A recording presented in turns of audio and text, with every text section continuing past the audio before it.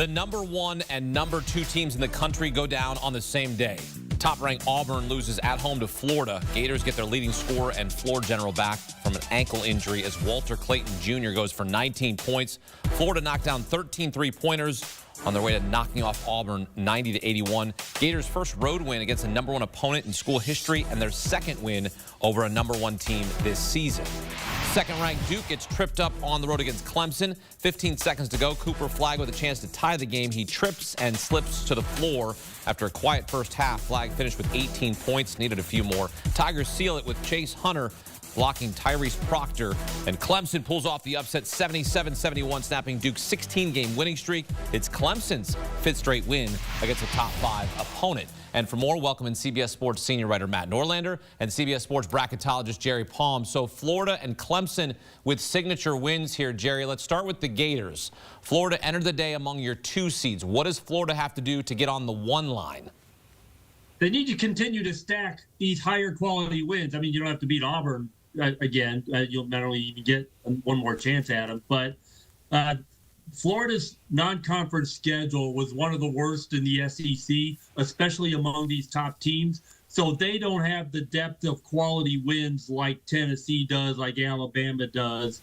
And so Florida, to me, is going to move up to the top of the 2 line, but I can't jump them ahead of Tennessee yet to get onto that top line, because after their 2 best wins for Florida, which are, of course, Auburn and Tennessee, their next best win in Friday's bracket is an 11 seed.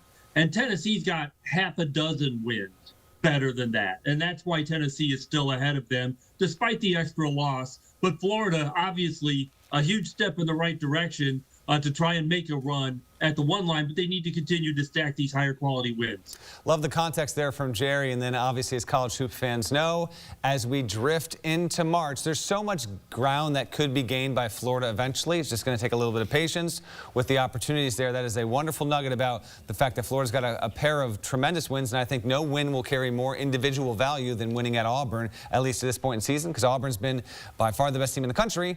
And it's the only home loss Auburn has suffered there. And so from that end, you know, Auburn taking the loss, there's a debate over should it be #1 in the AP Top 25. We'll see, whatever. From a resume standpoint, Auburn still clearly, overwhelmingly has the strongest resume in college basketball. Clemson entered the day as a projected 8 seed. Tigers improved to 3-2 in quad 1 games as they beat second-ranked Duke. Jerry, what's this win mean for Clemson? Yeah, this is huge. I mean, obviously, their best win of the season so far, too. And it's a resume that needed a win like this. You know, you're just kind of languishing in the middle of the bracket, which means you're 2, maybe 3-game losing streak from dropping out entirely, especially playing in the ACC, where you don't get a lot of chances at high-quality wins. This is it. This is the one team that can give it to you. And Clemson went out and got it today. So they're going to jump up at least 1 line. They're going to go past Louisville in their own league for sure, and Louisville's a 7. So Clemson could end up as high as a 6. You can't overreact to 1 win. It's 1 out of 20 games-ish that everybody's played. So, but it is definitely a huge win. The best win they'll get all year, unless they are able to beat them somewhere else. And so, yeah, a great win and a move up definitely for Clemson in top 25 territory. I'm going to project something here. So the loss is entirely reasonable for Duke. Clemson's a good team, a tough venue. I think Clemson will be in. I put faith in Clemson to do what needs to be done and eventually get into the NCAA tournament. I think Clemson will. When we get to Selection Sunday, I think Clemson's going to be a single-digit seed. Having said that, I actually thought this result was going to be important because Duke doesn't have a lot of quality opportunities left in the ACC. Now, they've got a neutral against Illinois, and that's a solid one. They've got to play at North Carolina. We'll see if UNC is even in the tournament picture when we get there. But I almost wonder if Duke now, if it was hoping and striving to maybe have a chance at the #1 overall seed, did it have any kind of flexibility to lose even 1 more game? Because if it loses 1 more time, it doesn't seem possible. It's not the worst thing in the world, but, you know, the #1 overall seed is a very big point of pride. Duke as a program has had that before, and I just wonder if, as a result of losing this game, if ultimately it might be something that takes them out of the equation once we get to Selection Sunday. Less than 40 days away until Selection Sunday. Bubble watch continues. Arkansas loses a close game to Alabama. You don't get any points for that. Just letting you know. Razorbacks fall to 14-9 overall, 3-7 in the SEC, and the same 3-7 record in Quad 1 games, even though they're not the same games, but it's still a 3-7 record in Quad 1 games. Entering the day, Arkansas was among Jerry's last 4 teams in. 2 of the other 3 teams also lost on Saturday, Georgia and BYU, while Wake Forest gets a road win over Cal, a Quad 2 victory. So, Jerry, where do you have Arkansas after Saturday? Yeah, they're going to be outside the bracket. They've dropped now to 2 games below 500 against the top 3 quadrants, and that's territory where you're not going to be in a bracket. Only one team in the 30 years I've been doing this has been in the bracket more than 1 game below 500 against the top 3 quadrants. And even if you're just 1 game below, your chances aren't very good. So, it's a tough loss for Arkansas. They lost to a good team, but so far they haven't been up to the rigors of their schedule, and they're going to have to string some wins together to get in and stay in an NCAA tournament bracket. Yeah, Auburn to me is just, come back and talk to me when you get a couple more wins of note here. Not deserving. Real quick on Alabama, narrowly avoiding what would have been not a catastrophic loss, but that would have been the number 1, 2, and 3 team losing on the same day. They dodged that, and now this sets up, from an AP ranking standpoint, there's a decent probability that we will have number 1 versus number 2 in Tuscaloosa next Saturday when Auburn is going to travel to their in-state and blood rival, Alabama. That's intriguing to me because if Alabama can wind up winning that game and defeating Auburn, if they can do that, then maybe, just maybe, we could enter into an interesting conversation about Alabama's prospects, not just on the one line, but could truly challenge Auburn down the road for the number 1 overall seat. But as always, we have many more games to figure that out. But that's a big-time matchup. We don't always get a number 1 versus number 2 every single season, but college basketball has been blessed by getting it more seasons than not over the past 15 or so years. There's a decent chance we'll get it next Saturday. Iron Bowl on the hardwood there. All right, now let's get your biggest winners and losers. Jerry, start with you. Who stood out to you the most on Saturday?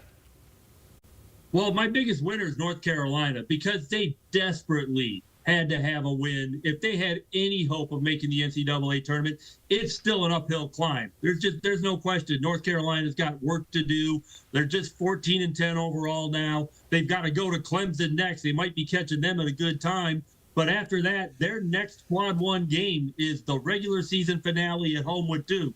So this is a team that needs just wins, quantity wins, but they also need quality wins because they're 1-9 against Quad 1 opponents. They can't do anything about that now for a while after they play Clemson, but they need those wins. They need to get hot and stay hot if they're going to make the NCAA tournament.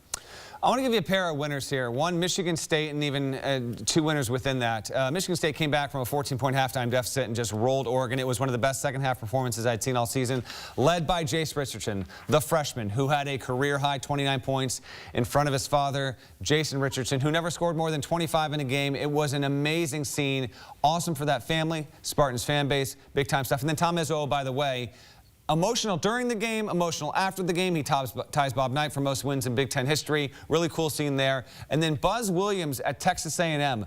Aggies they've got a sneaky good resume here, and they look like they want to be a 2 seed right now. They've got 8 Quad 1 wins, folks. They're now 18-5 after getting a big win, close one on the road against Missouri. They have defeated Texas Tech. They have defeated Purdue. They have defeated Creighton, Ole Miss, and now Missouri. So Buzz Williams getting his team potentially into the spot of being on the 2 line, big-time development for him and for Texas A&M. A little bit under the radar, not too much, but I had to give him love because that's a really, really good team. He's got an awesome roster. And that's exactly where Jerry has Texas A&M, right on that 2 line as we get closer and closer to Selection Sunday. All right, now for your biggest loser, Jerry, who didn't help their tournament resume on Saturday? Well, it's got to be Kansas. Kansas is just in a funk right now. They've lost 3 out of 5. They're alternating losses and wins. But this one is Kansas State. It's the first of those teams that they've lost to that, isn't going to be an NCAA tournament team. It's their in-state rival. And they were not really super competitive in this game. They had moments of competitive, but for the most part, Kansas State really took it to them all day. And that's not the kind of a performance that Kansas should be having. And especially, this is the preseason number 1 team. That hasn't really been, I don't know if they've ever really been at that level this season, but they they haven't fallen to this level yet so far, and I'm a little concerned about them going forward because they're just not playing consistent quality basketball at this point.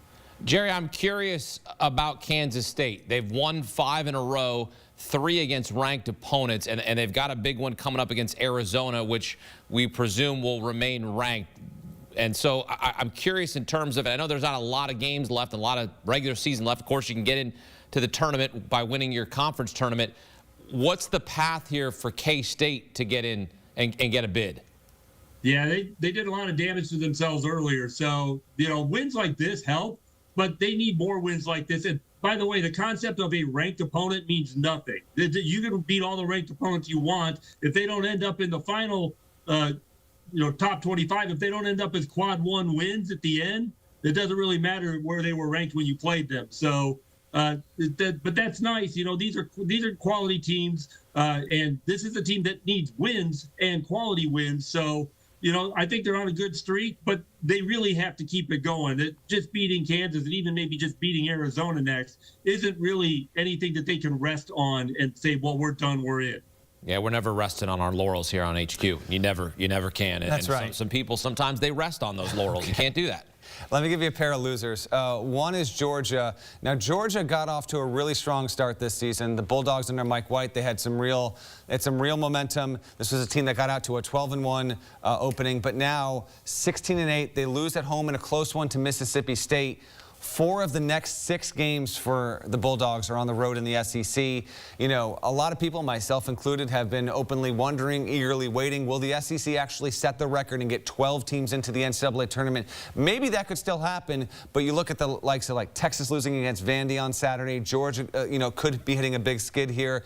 These programs are going to have opportunities to play themselves in and with some comfort, but I just worry about Georgia. And then off the court, a different kind of loser. I did not like what I saw out of the Indiana programmer Mike Woodson on Saturday. Michigan comes to town, wins the game. Indiana has a strong push in the second half. And then afterward, the media that's assembled for the post-game press conference is told that Mike Woodson will not be taking questions nor answering anything about his impending future and eventual resignation, which to me is just unacceptable. If you're Indiana, you put out an official statement telling everyone that, yes, indeed, Mike Woodson would be stepping down at the conclusion of the season at the latest. He's a grown man. Everyone knows what's happening here. There's going to eventually be a job change. Dusty May was asked and talked more about the Indiana job vacancy on Saturday than the current Indiana coach. Thought that was weak, uncalled for. Indiana should have been better than that. Mike Woodson is capable of taking and answering a few questions about an issue that's out there publicly. Indiana and Woodson, big loser for me on Saturday. Yeah, Indiana on pace to miss the NCAA tournament for a second year in a row. Inside of 40 days until Selection Sunday. Jerry Palm, Matt Norlander here on CBS Sports HQ. Men, thank you. And after Super Bowl Sunday, we've got a Super Tuesday in college basketball. And by the time we get there, we'll have 4 ranked-on-ranked games on Tuesday. Tennessee against Kentucky. Florida visits Mississippi State. Purdue battles Michigan. And UConn plays on the road at Creighton. We've got you covered here on CBS Sports HQ on our road to the Final Four.